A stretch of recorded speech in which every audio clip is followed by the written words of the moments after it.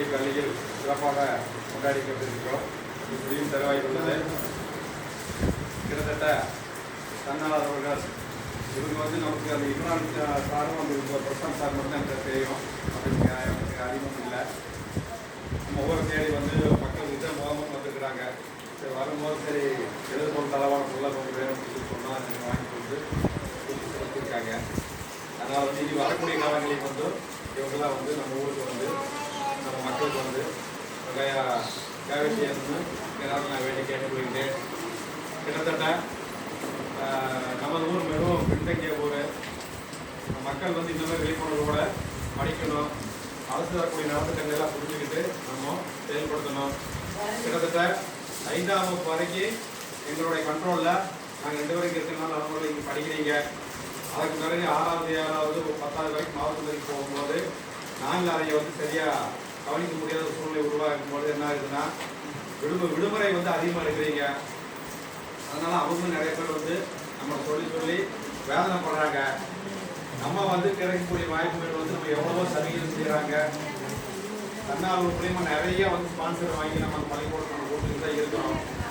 நம்ம டவுனில் இல்லாத பள்ளிக்கூடம் வச்சாலும் கூட நம்ம பள்ளிக்கூடத்தை நம்ம வச்சுருக்கோமா இல்லையா? 2 ஸ்மார்ட் போர்டு இருக்குது, டெஸ்க் இருக்குது. நிறைய பள்ளிக்கூடம் உட்காந்து சேர் கூட இன்னும் இல்லை. அந்த அளவுக்கு நம்ம நிறையா மக்களை பயன்படுத்தி மக்கள்கிட்ட கேட்டு குழந்தைகள் செய்யுங்கன்னு சொல்லி நம்ம போய் நம்ம கேட்டு எல்லாம் பண்ணுறோம். அதனால நீங்கள் இங்கே 5ஆம் வரைக்கும் நீங்கள் பயன்படுத்த மட்டும் இல்லாமல் படிக்கிறதுக்கு குழந்தைய அனுப்பாமல் 6ஆவதுக்கு மேலே போயிட்டாங்கன்னா நிறைய லீவு போடுறீங்க. நாங்கள் இங்கே பார்க்கும்போதே பார்த்தோம் நாங்கள் சுற்றுறோம். நம்ம எந்திரிச்சு போனோம்னா அந்த சொந்தக்குள்ள காட்டுக்கு ஓடிடுறானுங்க. நான் பின்னாடியே காட்டுக்கு ஓட முடியுமா? என் வேலையை நான் பார்ப்போம்னா காட்டுக்கு ஓடுறோம் தான். இந்த மாதிரி சூழ்நிலை நிறைய இருக்குது. அதனால் நீங்கள் நல்லா படிக்க வச்சீங்கன்னா உங்களுடைய குழந்தைகள் ஐஏஎஸ் கலெக்டரா, ஐபிஎஸ்ஸா, ஐஎஃப்எஸ்ஸா நிறையா வரலாம். அதை என்னுடைய விருப்பம். எனக்கு 8 சர்வீஸ் இருக்குது.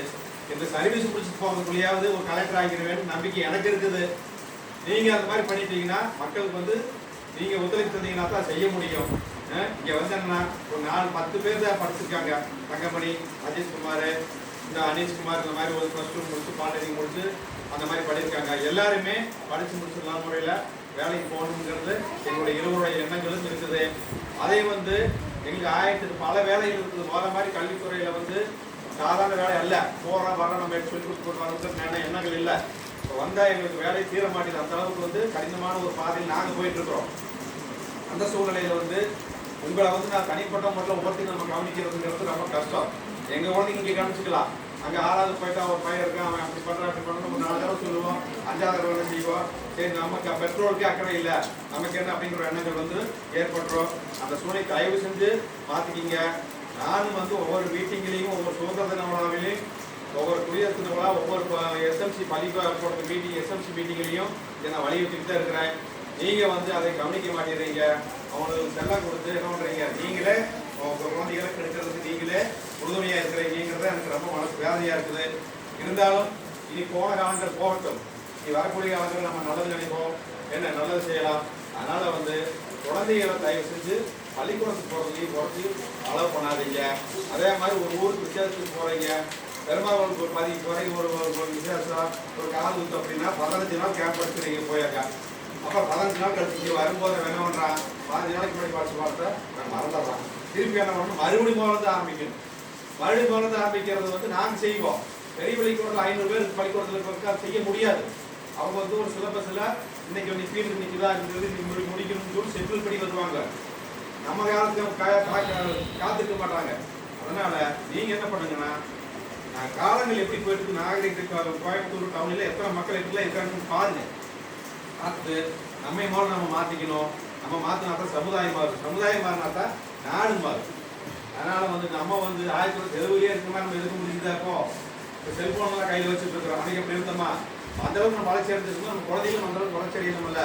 அதனால் தயவு செஞ்சு விடுமுறைகள் எடுக்காமல் பள்ளிக்கூடம் கலந்துங்க. படிக்கிறவன படிக்க 2வது பட்சம் லீவு போடாமல் அனுப்பிச்சிங்கன்னா அவங்க படிக்க வச்சு எல்லாமே பண்ணி உங்கள் குழந்தைகளை 10வது நல்ல முறையில் பாஸ் பண்ணுற அளவுக்கு அவங்க ரெடி பண்ணுவாங்க. 10th பாஸ் பண்ண வச்சாலே போதும். என்ன எனக்கு நிறையா நிறுவனங்கள் தெரியும், எல்லாம் இருக்குது. நம்மளால முடிஞ்ச எல்லா வரையும் நம்ம செஞ்சுட்டு இருக்கிறோம். கிட்டத்தட்ட 10ஆம் முடிச்சுள்ள ஒரு 22, 23 பேருக்கு நம்ம ஃபாரஸ்ட் ஆஃபீஸில் வேலைக்கு சேர்த்து விட்டுருக்கோம். எல்லாத்தையும் பண்ணியிருக்குது. ஏன்னா அவங்க அதுக்கு மேலே படிக்க மாட்டாங்க. நம்ம கெப்பாசிட்டி தெரியும். சரி அதுலேயாவது அவங்க பயணிக்கிட்டோம் அப்படின்னு சொல்லி போயிருக்குது. நிறைய கம்பெனிஸ்லையும் வந்து நமக்கு பெருசாக இருக்குது. ஆனால் இது பத்தாது, நமக்கு இன்னும் வந்து நல்ல முறையில் நம்ம போகிறோம் வர்றோம் அப்படிங்கிற மாதிரி இருக்கக்கூடாது. இறந்த ஒரு பெரிய அதிகாரியாக வந்து இந்த பள்ளிக்கூடத்துக்கு முன்னாடி நிற்கணுங்கிறது தான் என்னோட ஆசை. அதை வந்து நிறைவேற்ற வேண்டியது வந்து குழந்தைங்க செய்வாங்க. பெற்றோர்கள் வந்து நீங்கள் அவங்களுக்கு உறுதுணையாக இருந்து செய்ய வேண்டும் என கேட்டுக்கொள்கின்றேன். கிட்டத்தட்ட இந்த விழா இறுதி நிகழ்வில் எனக்கு இந்த ஒரு வாய்ப்பை ஏற்படுத்தி கொடுத்த Prashanth CSRW sir Prashanth sir அவர்களுக்கும் அவர் கார்த்திக் சார் மூலியமாக எனக்கு ஒரு பழக்கம், வெள்ளம் தொழில் கார்த்திக் கொடுத்துருந்தார், அவர் மூலியமாக எனக்கு பழக்கம். அவர் இம்ரான் சார் வந்து ஒரு 5 வருஷம் முன்னாடி வந்திருக்காங்க. அவர் நிறைய நாட்டுகள் செய்கிறாங்க. அதே மாதிரி சார் புதுசு அறிமுகமாக இருக்கிறோம். நீ எல்லா அன்பு சார்கள் வந்து இந்த மக்களுடைய வாழ்க்கையை வந்து நீங்கள் பார்த்துட்டீங்க. இதே மாதிரி நிறைய பயன்கள் வந்து எல்லா ஊர்களுக்கும் வந்து நீங்கள் மலைவாழ் மக்கள் டவுன்ல வந்து செய்யறது பெரிய விஷயமே அல்ல. நகரத்துல செய்யக்கூடிய விஷயங்கள் வந்து எப்படி இருந்தாலும் அவங்களுக்கு கிடைக்கும். நிறைய வாய்ப்புகள் நிறைய இருக்கு. ஆனா இவங்களுக்கு வந்து வாய்ப்புகள் குறைவு. அப்ப நம்ம தேடி கண்டுபிடிச்சு வந்து வாய்ப்பு நீங்களும் கவனிங்க. வாய்ப்புகள் உங்களுக்கு தேடி வந்து தகவல் செய்யறாரு. அதை நம்ம வந்து பயன்படுத்திக்கணும். சரிதா? பயன்படுத்திக்கணும். அப்ப நீங்க நல்லா படிக்கணும். இப்ப இவங்களுக்கு வந்து கஷ்டப்பட்டு இப்போ செஞ்சிருக்காங்க.